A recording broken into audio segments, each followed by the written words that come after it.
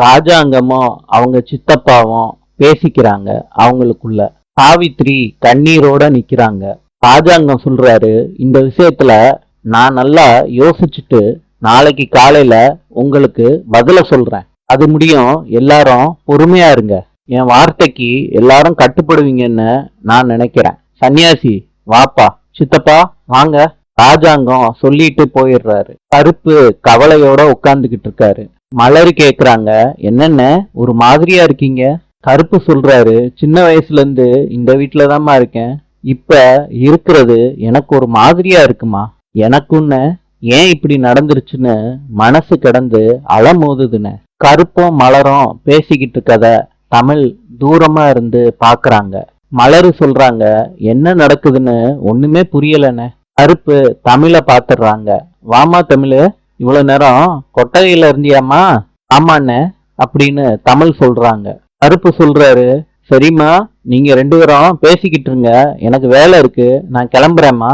அதுக்கு தமிழ் சொல்றாங்க, அண்ணே நில்லுங்க அண்ணே. தமிழ் சொல்லு. அண்ணே நான் உங்ககிட்ட பேசதானே வந்தேன். தமிழ் என்ன விஷயம்? அண்ணே நான் கேட்டா ரெண்டு பேரும் உண்மையை சொல்லுவீங்களா? கருப்பு சொல்றாரு, தமிழ் என்னம்மா இந்த மாதிரி பேசிக்கிட்டு இருக்க, என்னன்னு சொல்லுமா. நானும் காலையில இருந்து பாத்துக்கிட்டு இருக்கேன், எல்லாரும் இறுக்கத்தோட இருக்காங்க. என்னென்ன நடந்துச்சு வீட்டுல? கருப்பு சொல்றாங்க, பெரிய மாமாவுக்கு ஏதோ கட்சியில டென்ஷன் போல இருக்கு, அதனால காலையில இருந்து எல்லாரு மேலையும் எரிஞ்செறிஞ்சு விழுந்துகிட்டு இருக்காரு. மத்தவங்க எல்லாம் பெரிய மாமாவுக்கு கட்சியில எந்த ப்ராப்ளமும் வந்துடக்கூடாதுன்னு அமைதியா இருக்காங்க. மற்றபடி வேற ஒண்ணும் இல்ல தமிழ். என்ன நிஜமாலே கட்சி பிரச்சனை தானா? கருப்பு சொல்றாரு, மலரு தமிழுக்கு எடுத்து சொல்லு, ஏன் அமைதியாவே இருக்க?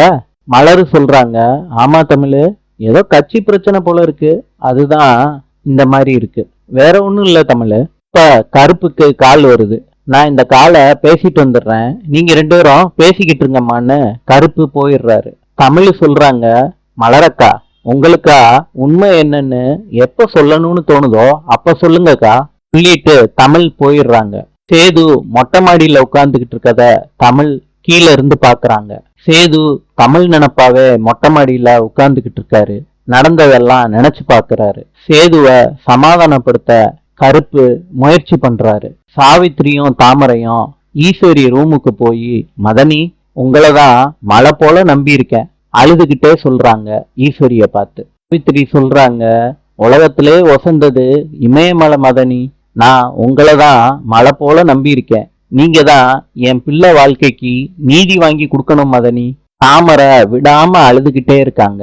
அண்ணங்கிட்ட எப்படியாவது பேசி சேதுவுக்கும் தாமரைக்கும் எப்படியாவது கல்யாணத்தை நடத்தி வைக்கணும் மதனி சொல்லிக்கிட்டே அழுகுறாங்க சாவித்திரி. ஈஸ்வரி சொல்றாங்க சாவித்திரிக்கு, உங்களுக்கு பண்ணாம வேற யாருக்கு பண்ண போறேன், நீங்க கேட்கறது நியாயமான விஷயம், மாமா கிட்ட பேசுறேன். தாமரை அப்பையில இருந்து அழுதுகிட்டு இருக்கா.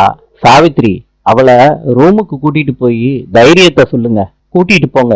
சாவித்திரி சொல்றாங்க, சரிங்க மதனி. ரெண்டு பேரும் ஈஸ்வரி ரூமை விட்டு போயிடுறாங்க. சித்ரா சொல்றாங்க, அம்மா உன் கால்ல சாவித்திரியத்த இத்தனை முறை விழுகுது, உன்னை கவுத்து விட்டுற போதுமா, கவனமா இரு. ஈஸ்வரி சொல்றாங்க, புரியுது சித்ரா, இப்ப சாவித்திரி நல்ல பாம்பா இருக்கா, ஆனா நல்ல பாம்பா கொஞ்ச நாள்ல சீர ஆரம்பிச்சிருவா, எனக்கு அவளை பத்தி நல்லா தெரியும். போஸ் சொல்றாரு, எது எப்படியோம்மா, சேதுவ எப்படி இருந்தாலும் பழி வாங்கியே ஆகணும், அதுவும் அந்த தமிழ நிச்சயமா பழி வாங்கணுமா, இதுதான் அதுக்கு சரியான சந்தர்ப்பமா. போயும் போயும் அந்த வேலைக்காரி மலர கல்யாணம் பண்ணி வச்சு என் வாழ்க்கைய சீரழிச்சாங்கல்ல, இதுக்கு அந்த தமிழ பழி வாங்கணும், அவளை செல்லா காசாக்கி மூளையில உட்கார வைக்கணுமா, அதுக்கு சேதுவுக்கும் தாமரைக்கும் கல்யாணம் பண்ணி வைக்கிறம்மா நீ.